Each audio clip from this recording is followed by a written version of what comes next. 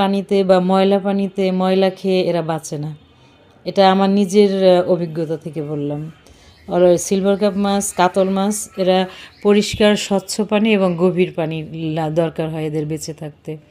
এজন্য এই মাছ থেকে কখনোই, এটা যদিও চাষ করে পুকুরে, কিন্তু ওইভাবে গভীর পুকুর এবং স্বচ্ছ পানি, ভালো ফুড এছাড়া ওরা সারভাইভ করতে পারে না, ওরা মারা যায়। অনেক সময় দেখবেন গ্রামে পুকুরে অনেকে এই মাছ চাষ করে, তো যদি পুকুরের পানি শুকিয়ে যায়, কাদা কাদা হয়ে যায়, ঘোলা হয়ে যায় পানি, সেই পানিতে এই মাছগুলো মরে আপনা আপনি ভেসে ওঠে।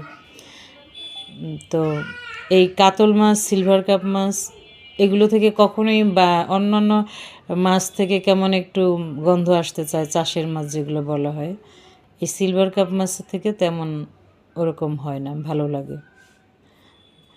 তো যাই হোক, আমি আজকে সিলভার কাপ মাছটাই রান্না করব।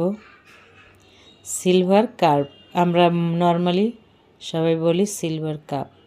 আঞ্চলিকতা এবং নিজের ভাবে কথা বলার মধ্যে একটা অন্যরকম আরাম বোধ আছে।